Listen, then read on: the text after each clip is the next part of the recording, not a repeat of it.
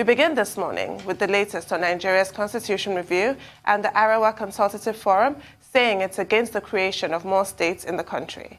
It says the ratio of states between North and South should be kept as it is. Arise political editor Samna Sambo reports. This national hearing in Abuja to round off the collection of public views by federal lawmakers on the fifth alteration of the 1999 Constitution. Many groups seek governance reforms that will birth a better Nigeria. The Arewa Consultative Forum in its presentation opposed state creation, but supported state police. It is in support of devolution of powers to states, mayor for FCT, fiscal autonomy for states, and removal of immunity for presidents and governors, except on civil cases. On the creation of states, we appreciate that at the moment, most states are unviable, but at the same time, there are also agitations for most states. We feel the ACF believes that while there should be a concentration, whatever is done, the present ratio of states between the North and the South should be maintained. We believe that there should be a mayor for FCT who should be elected, but subject to the fact that the president should remain the overall boss. But one group, the Fixed Politics Initiative led by former Minister Obi Ezekwesili, is asking for a constituent assembly to be elected to give the country a new constitution, as the piecemeal amendments over the years by the National Assembly seem not to be working. We need to publicly agree a constituting of a representative new constitution conference. We need to inaugurate a national conversation to agree the participation, the process, and the agenda issues for the new constitution. We need to then complete the national conversation and distill it into referendum items for all citizens to vote on. One group is seeking the scrap of state electoral commissions. Another wants the voting age to be reduced to 16 years, while asking that those above 65 years should not be allowed to stand for election. Others want creation of Sharia courts in the southwest and creation of ecclesiastical courts across Nigeria to cater for Christians. While other Nigerians in the northwest, in the south, in the east are saying we want secession, we want to go our separate way, the FCT people are saying include us, include us, include us. And I wonder why we cannot just look at the FCT people who have genuineness and belief in one Nigeria, because we are the center of the nation. Senators react to the demands by their constituents and other Nigerians. While we have identified certain items as thematic areas, we are still open to engagement on any other relevant proposal, and we look forward to continuing discussions with the stakeholders on all proposals in that regard. We can't have a brand new constitution. What we need is a change of attitude of us Nigerians. If we change a brand new constitution, will it change Nigerians? Will it bring totally new population in Nigeria? No, it is still the same people that will operate it. And so what I think is that we should be talking about change of attitude. Nigerians in the diaspora are not left out of the decisions and demands being made upon the National Assembly here. They are requesting 3 senatorial seats and 10 House of Representatives seats in the National Assembly in the amended constitution, despite residing overseas. Somna Sambo, Arise News. So we've heard that the voice from the North, I must stress, it's the voice of the North. The whole country is still deliberating. So those who have been calling for 2 states within Kaduna, those calling for an Ibadan state, those calling for an extra state to be created in the southeast zone, because there are only 5 states as opposed to 6.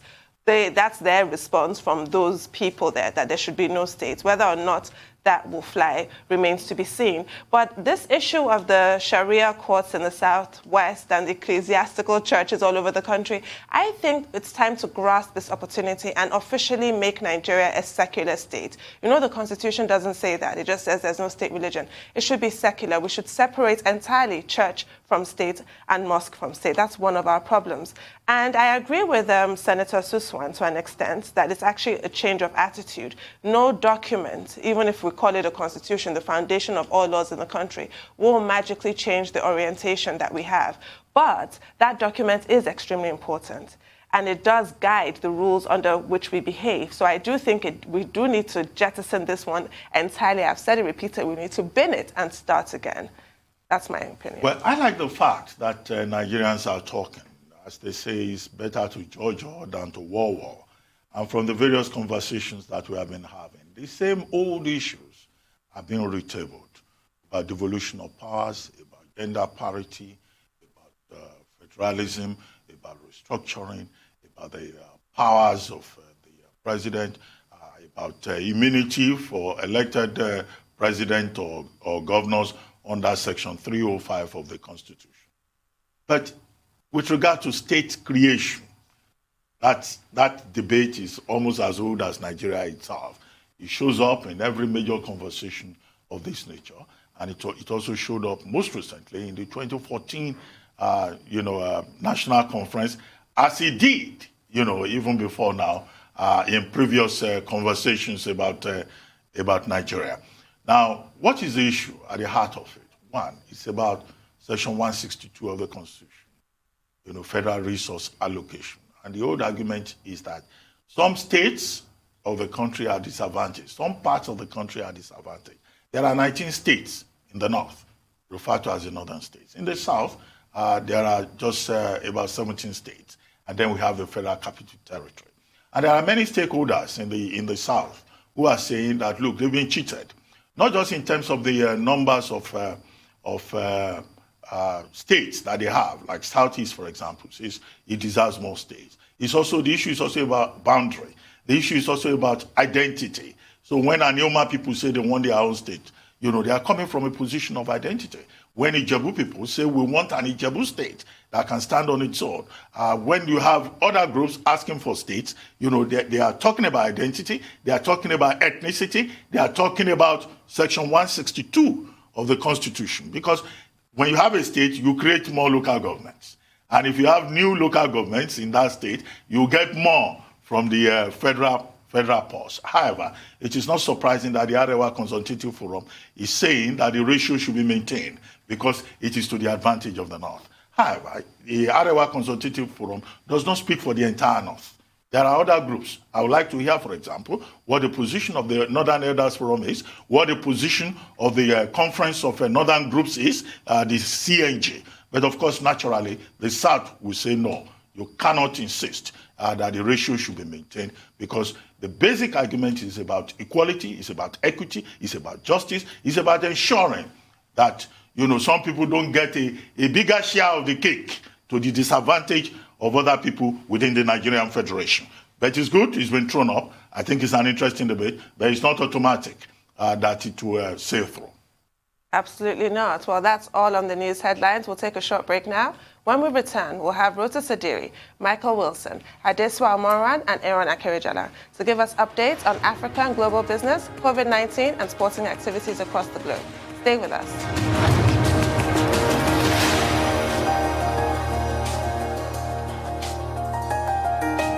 Welcome back to the Morning Show here on Arise News. Our dependable Rota Sadiri is here to give us an African business update. Dependable Rota. Yes, hey. Over to you. We have to remove that word because it puts pressure on making it. Are you not dependable? I am. But today the weather had other plans. We're supposed to be on outdoors on the balcony. But good morning, Tundu, and good morning, Doctor. Good morning to all our viewers. To have you back in the studio. Yes, it's good to be back. The African business update begins with the central bank. The central bank has guaranteed FX to manufacturers. There was a meetup between the Central Bank of Nigeria. The Central Bank Governor Emefiele was represented by his deputy, and they were with the Minister of Trade, Industry and Investment, Mr. Ni Adebayo, along with a meeting of businesses from the UK, a business group. They were also joined by GlaxoSmithKline in pharmaceuticals, Guinness in breweries, and Azure Power. And essentially he was saying, look, manufacturers have had a challenging time. Oil prices fell. We had to ration foreign exchange, but we're going to do our best to get manufacturers as much foreign exchange as possible. Interestingly enough, something I noticed from the meeting is that the minister's aide, Mr. Adebayo's aide, put out a statement where they lauded the central bank for all the support that they've given to businesses. Also, the representative from GlaxoSmithKline talked about all the support the central bank are giving to pharmaceuticals. Azor Power, the representative there, talked about the assistance the central bank had given to the power sector. And on and on and on. And it's like, you're here with the Minister of Industry, Trade and Investment, and Doctor has mentioned things in the past about, look, the impact of the ministers and their portfolios compared to the central bank. Here's an interesting clip. This has just happened to happen yesterday on Newsday with Emmanuel Ifeni and the Newsday crew. Let's take a listen to what occurred there. 620,000 jobs created as CBN releases 44 billion naira to cotton, textile and garment sector. This is some cherry news. CBN's intervention in different sectors of the economy, in this case, textile production, from the growing cotton to production of textile and production of garments from textile. Now, creating 620,000 jobs, and we have always known that the textile industry can create a lot of jobs. So perhaps we need to put more emphasis in that sector, especially because Nigerians love what they call ashoebi. And I'm sure that is a whole huge industry that is dependent on the textile industry. If we can produce these textiles more at home, I'm sure there will be more trickle-down effect across the value chain. But I'm particularly happy with the CBN and the jobs they're creating. CBN to the rescue again. I think if the governor of the central bank was a minister, he would truly be the super minister, wearing so many caps. If he were to be a prime minister, perhaps we'll run this country better. Well, perhaps we might just do that in the future. Never can tell. But let's keep our fingers crossed. Thank you so much, Emmanuel Ifeni, for reviewing the newspapers with us today.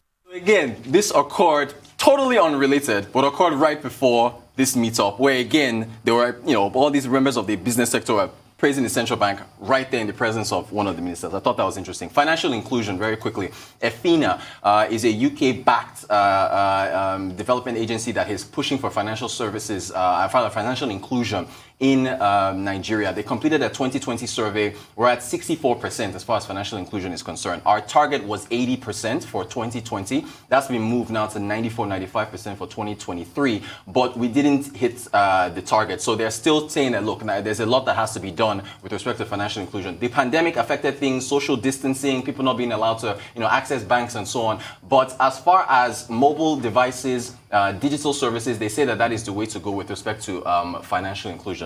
And then also, I think lastly, the Minister of Digital Economy and Mr. Pantami has said, in very interesting comments here, that the NIN exercise reduced banditry and kidnapping. The only data point that he gave with that respect was that when he came into office, he asked the NCC, Communications Commission, to give him the number of unregistered SIMs that were out in the market, and the number they gave him was 9.4 million.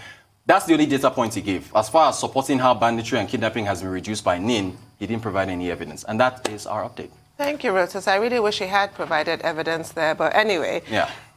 Financial inclusion, what we usually think of the most vulnerable people, like women, rural dwellers, our, brothers and sisters up north. But, that story that you've been talking about, that limit of $5,000. Right. People are keeping their money at home, That's right? not what we usually think about financial inclusion, but that also is not the most friendly policy. I think that should be looked into. But yes, it's obvious. The pandemic would have hit affected the targets that they were reaching for. But I think Nigeria is making great strides. Now, the other thing that you pointed out with the lavish praise to the governor of CBN, I did not miss that either. It was really quite obvious. But something that I really liked that came out there in that story was the sustainable banking principles in Nigeria. I wasn't actually aware that we had any sustainable banking principles. And it was really good to read it. It's from 2012, and there are 9 principles. A lot of thought goes into.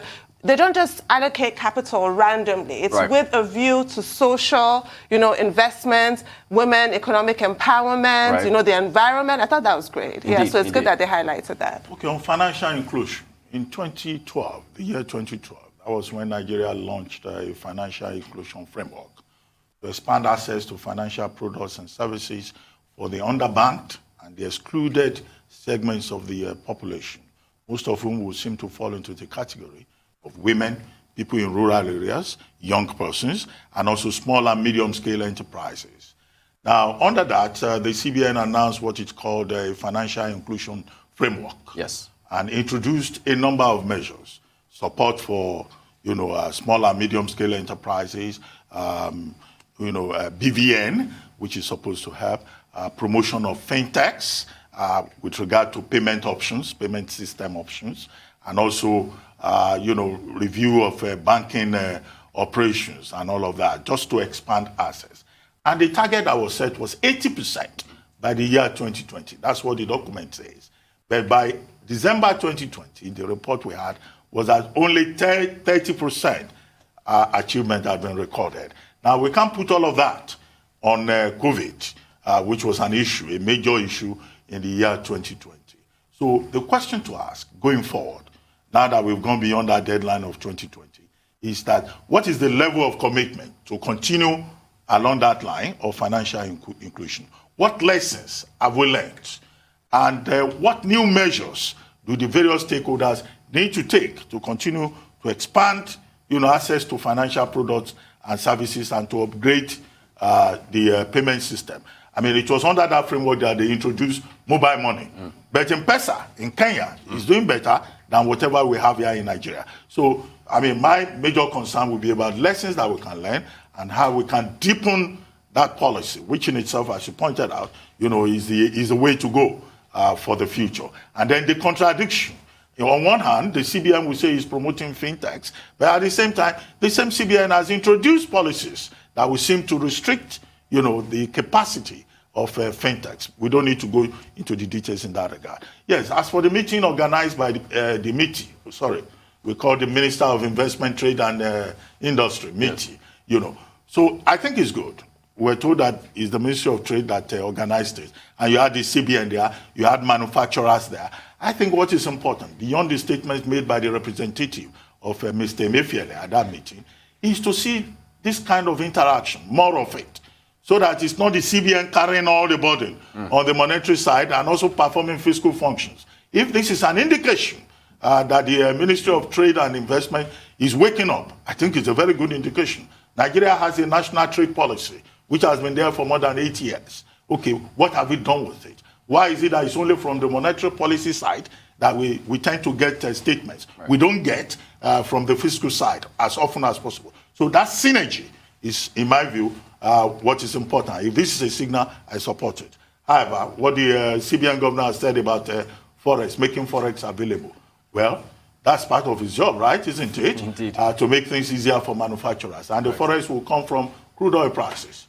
It's gone up now, $71. It comes from diaspora remittances. He has introduced some nice policies in that regard. It will come from investments. Well, we need to provide an enabling environment for investment. Indeed. Well, I do hope that we get to be the export hub that, GlaxoSmithKline we have the potential. mentioned. We have the potential. But what lessons have we learned from financial inclusion? That telcos, digital services, mobile money, that's the way to go. EFINA made that point in their report. Thanks so much. Thank you, Rotis. All right. Thank you very much. Moving on to more business updates, Michael Wilson joins us now from London. Good morning, Mr. Wilson. Good morning. Everything really in wait and see mode for the big figures, which are lunchtime today, both our times, which are the US non-farm payrolls. What will they actually reveal about the strength of the US economy? And of course, we'll be asking Rotis will be at least asking all the usual questions about inflation and overheating and so on, as far as economies are concerned. So basically, as far as Asia Pacific shares are concerned, as you'd expect, fairly mixed. However, Hong Kong listed shares of Alibaba rose about 0.5% because the Alibaba affiliate Ant Group has received approval from the Chinese authorities to operate a consumer finance company. And this is quite a move forward for Ant, and it's a major positive development. That's how it's being seen by the markets. If you remember, Ant's IPO last year was halted by the Chinese authorities. and there will be sort of 4 billion renminbi around, and it will around investors, but the whole thing will be worth about 8 billion renminbi or yuan. So it's quite a big deal. As far as the UN's concerned, some interesting figures out from them this morning. Something that again we've touched on in this program before. Global food prices have jumped at their fastest monthly rate in over a decade. Apparently, the UN uses a relatively broad index of food prices, but you're looking at an annual food prices up nearly 40%, in May, the biggest month-on-month gain since October 2010. So things going in one direction. So as far as the United States is concerned, then, as I said, the big one is the non-farm payrolls, and the question really is: are people who are still getting the fiscal stimulus package, are the money in their back pockets, are they actually looking for jobs? This is something we won't know at the moment.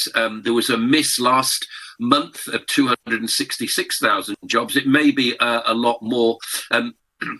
ADP report yesterday showing that the US economy added nearly 1 million jobs. But, where is the figure going to go today? I don't know. But when we actually look at it, then we'll be seeing, important indicators of where the US economy is going. And that obviously sends a message around the rest of the world as well about interest rates and all the rest of it. Again, things we've discussed many, many times before. As far as Joe Biden's concerned, he's saying he's now going to target corruption, prioritize efforts to do it. They come in the form of a national security study memorandum that was released yesterday. This is the first of his presidency. It's important because it actually says to federal agencies that they got to up their anti-corruption measures. And if you remember, we saw that ransomware attack on JBS, the international, the largest meat packers in the world. That's affected trade in the United States. Biden is due to speak to Putin about this later in the month when they actually get together. So they'll be talking about cyber attacks and cyber security. What will come out of it? Well, we'll see. More China bans for US investors. Biden's put 59 Chinese companies now on the Thou Must Not Invest list, including Huawei and China's largest chipmaker, Semiconductor Manufacturing International Corporation. That's from August the 2nd. An important thing for the travel industry this morning: United Airlines is betting on supersonic air travel. It's buying 15 planes from Boom Supersonic, an option to buy 35 more. It could fly at Mach 1.7, unlike that one you're seeing on the screen right at the moment, and cut some flight times in half. So as far as the EU and the UK are concerned, been broadly choppy, basically. We don't often place comparisons between the two markets because of the differing rates of their economies and so on. But the FTSE 100's been lagging very, very slightly. However, a big rebound in service industry shown yesterday in the UK.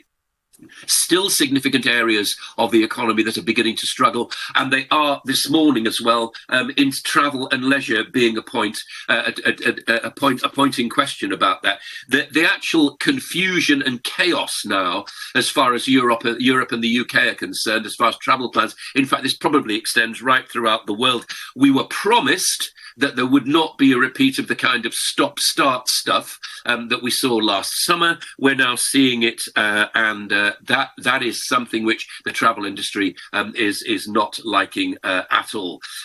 The UK's Chancellor of the Exchequer, the Finance Minister Rishi Sunak, is confident of agreement between the UK talks begin today, and they carry on through tomorrow with finance ministers. This is about international minimum rates of tax. It's all extremely confusing. But I was talking to Reuters yesterday about it. I think the important things to consider about it, really, and this will guide you through the confusing smoke being thrown up, is that all governments need to actually get some more tax in, basically, to put right the damage of the pandemic. So that's question number one. And they all want to avoid the cheaper than now race to the bottom competition as far as corporation tax is concerned. So you've got those two things. You don't want to kill the goose that's supplying the goodies, i.e. tax, but at the same time, you don't want people to go right down to the bottom. So, but he's apparently, Sunak is chairing, well, he is chairing, but apparently he says he's confident about some kind of some kind of thing there. And finally, commodities. Here's a good one for you. The majority of people who actually are in the market right now are long on oil. They're and that optimism about the price may be getting, as we were saying yesterday, to $80 a barrel. Whether you think that's a good thing or not depends on your point of view. Some consumers would say that pushes more people to green and so on. But there's also not just the people who are dealing in the markets, but the actual technological, the chartist technocrats look at the way the market's going, and they're seeing it pushing beyond what they call a resistance point of about $69 a barrel. And this probably will be confirmed slightly later today. And also, remember, we got that target maybe of $80 a barrel, given the fact that OPEC Plus said it was going to keep production going. And also, there's been a big drawdown as far as inventories are concerned. So looking quite bullish for the oil price as we speak. That's your global view. Well, Michael, two quick things. The first is the G7 meeting today and tomorrow in London on working out a global tax deal. All the other countries that will be at that meeting will seem to have agreed that that's the way to go. But do we have some clarity with regard to the position of the British government, considering the fact that Labour the other day was trying to push the envelope against the government, whose position appears to be rather ambivalent? The other issue that will be on the table will be climate change. All of this ahead of the G20 meeting in Venice in July. Are we going to see a politics-based, forum or a principles-based conversation around the table?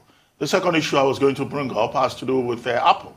Apple now says people can come to work 3 days a week. If they so wish, they can take 2 days off. And if they want, they can work from home for 2 weeks in a year. And the point that was made by Apple is the same point you've always made.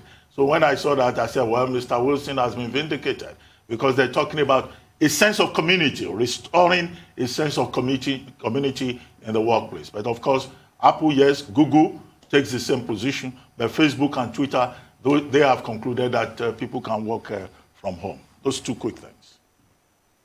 Yeah, so the thing about communities and getting back to work. So a major UK bank with international influence was asked, started a competition for its staff to ask what they would do as they're all away from the office, and they came up with a digital water cooler. That tells you exactly what you're saying, that people actually like to get together, they like to swap stories, they like to swap gossip, but most of all, they like to learn on the job, and you can't do that if you're sitting at your desk a long way away. So yeah, I totally agree with that. As far as the meeting of minds together, remember, this is only the G7. That doesn't include some of the major economies in the world and some of the fastest growing economies in the world as well. And it is very, very difficult to see what these people are trying to achieve. But there will be a minimum tax rate, and there will also be a higher tax on tech firms. I can absolutely guarantee that, because that's where big tech is seen as being a very fruitful thing to tap for taxes. As far as results are concerned, well, the UK's moved forward already on its proposal for minimum tax. The reason that Sunak's saying what he is saying is that they will adapt to what the G7 actually does, and as he is chairing the meeting of that G7, they are just finance ministers and not the major one. Climate change throws a whole other ball game into it, and we can talk about these things very, very idealistically and the rest of it. The cost for you and me and the rest of the world's population has not been made clear, and it will cost an enormous amount. If we're willing to pay that kind of things, if we're willing to adapt the way we live, the way we work, the way we heat, the way we cool our homes, and all the rest of it, fine. But I suspect that a lot of people are going to get a very nasty surprise as these dates of 2030, 2025, 2060, whatever it may be, are pushed ahead to say, zero carbon emissions by that stage. Will these politicians be alive then? Probably not. A problem for our children? You bet. Oh dear. Well, the point you raised about Biden and the ban on investments in China is really interesting. I'm curious to see how China will react, since we can safely assume that they will react. That's not in any doubt. But I think that's all we have time for this morning. Thank you, Mr. Wilson. Now for an update on COVID-19 pandemic, Adeswa Omoruan is here with us. Good morning, Good children. morning. Good morning, Good Dr. morning. What's this color, Tundo? This thing? You know. Yes. Dr. Bati, you're upping your game and color. Oh, yes. He's killing it. He's Great. killing One it. of these days, Tundo will give me a certification. Yes, to add to your vast collection. No doubt. Indeed. Well, let's look at some of the important statistics for us this morning. The highly infectious Delta COVID-19 variant, first identified in India, which is a variant of global concern, as stated by the WHO, is driving up infections in several countries besides India. In the UK, it has been identified as the most dominant variant in the country, driving up infection rates for the first time in months. The WHO says that this Delta variant has now been detected in over 60 countries. There have been more than 3.6 million COVID deaths. And as at today, according to the Johns Hopkins University, over 2 billion doses of coronavirus vaccines have also been administered worldwide. Well, here in Nigeria, 122 infections were recorded in the last 24 hours, with Lagos posting 105 of those cases. I do apologize. It's 122 infections in the last 24 hours. The NCDC says there's been a backlog of data due to harmonization from different states, including Lagos, Delta, and Benue states, and that's why we're seeing those increase in numbers. No data for vaccination against COVID-19 in the last 24 hours in Nigeria. However, we do know the exercise is ongoing for second dose, first phase, but more strategic leaders are taking their second dose of the vaccines. The latest being the governors of Oyo State, governor of Jigawa State, and the governor of Osun State. They all got their second jabs in the last 24 hours. Very quickly, the month of June is the month the world has been looking up to, like I said, because the White House promised this is the month they're going to share their 80 million excess COVID-19 vaccines. And yesterday, the White House revealed detailed plans of how to share those vaccine doses. 25 million doses, the first tranche. The rest of the 80 million will be shared by the end of this month. But if you look at it closely, of these 25 million doses, the White House said 19 million will go through COVAX, and with approximately 6 million for South and Central America, 7 million doses will go to Asia, and 5 million for Africa. The other 6 million will go to countries such as Mexico, Canada, South Korea, West Bank, and Gaza included, Ukraine, Kosovo, Haiti, Georgia, Egypt, Jordan, Iraq, as well as Yemen. Although the United States is working through COVAX facility, it says it will still have a final say on how many doses and where they go to these countries. It's also emphasizing that it's not looking for any concessions or favors in return. Meanwhile, the WHO says that Africa is not anywhere ready for a third wave of the pandemic, with vaccine deliveries at a near standstill and lacking any resources in facility and, of course, health structure. Dr. Mashistizo Moeti, who is the WHO Africa head, said the threat of a third wave in Africa is real and rising. She says countries such as South Africa, the Democratic Republic of Congo, Uganda, Angola, Namibia are seeing a rise in cases. And finally, this morning, desperate India has ordered 300 million doses of unapproved coronavirus vaccines amid a devastating second wave, of course, driven by the Delta variant and many other factors. The federal government, in a statement yesterday, says the Indian-produced, unnamed, we don't know the name of this vaccine, is in its third trial, phase 3 trial, actually. It has shown promising results in its first 2 phases. That's what the government is saying. And it's a $206 million order. It's the first time India, of course, has signed for a jab that has not received any emergency approval in the country. So Prime Minister Narendra Modi is trying to shore up vaccination in his country. Well, I guess desperate times call for desperate measures, but I hope that this unapproved vaccine doesn't end up causing problems down the line. This is quite worrying, actually. And I also worry about Nepal. We were all completely horrified by India, but another sort of cataclysm is unfolding in Nepal at the moment. They are completely desperate, in real dire straits, calling for vaccines, especially appealing to Britain. And I hope COVAX is listening to those calls, because we cannot afford, like I was saying, more strains. We're at Delta now with India. Let's not get to Omega, because the strains keep, being named and keep coming out. Personally, I'm extremely worried. We're still in the middle of this pandemic. It's not over. Yeah, it's not over at all. And it's not just in Nepal that we have problems. There's also a problem in Peru, yes, where hospitalization rates, infection rates are going up. But let me start with the United States. Yes, President Biden yesterday outlined the support that it will provide to different parts of the world. And characteristically, Africa got the smallest amount of promised vaccination doses, just 5 million. And then, of course, the president made it clear that the U.S. will be prioritizing his own hemisphere. And I guess that's understandable. Charity begins at home. But the more important point that President Biden made, in my view, was a review of the Defense Protection Act, the section of the Defense Protection Act which gives advantages to companies, vaccine manufacturers within the United States, and restricts access to other manufacturers in other parts of the world. And you recall that the Serum Institute of India has been complaining about this. And it was one of the issues that also came up last week, Friday, at the meeting of health ministers, presided over by the WHO, that look, our countries must have access to raw materials. And what the U.S. has done by its proposed review of the Defense Protection Act is to open it up so that other vaccine manufacturers in other parts of the world can have access to raw materials. And I think that what the U.S. has done is commendable. And the point made by the U.S. president that he doesn't expect anything in return, I think is also important. What it wants to do, the U.S. wants to do, is to provide leadership and to show good example, consistent with calls for developed countries of the world to provide the necessary support to the vulnerable parts of the world. Yes, second, Africa, Dr. Mueti. And there was also a statement by John Nkengasong. Now, between the two of them, they talked about the possibility of a third wave in Africa. Well, isn't it foreseeable? At the moment, the numbers are going up in Angola, in South Africa, in Kenya, in Democratic Republic of Congo, and what are the issues? And some of the 4 countries in the world where no inoculation has started with regard to COVID-19, 3 of them are in Africa, including Burundi and the Democratic Republic of Congo and Tanzania. And Eritrea. Yeah. I think Eritrea is also on that list. So what are the problems? We don't have the facilities. We don't have the logistics. Many of our, countries do not even have, the personnel to be able to do it. And that's why I keep saying that this pandemic must be a wake-up call for African countries to see the big fault, the big problem we have with regard to infrastructure, health infrastructure.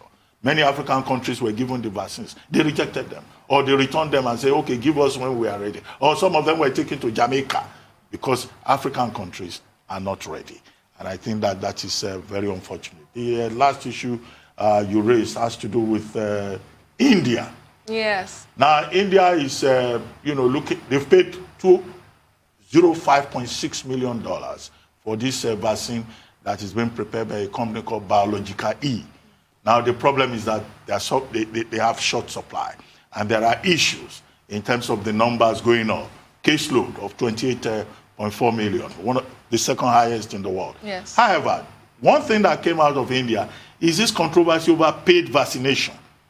The Supreme Court, in one ruling, is criticizing Prime Minister Narendra Modi.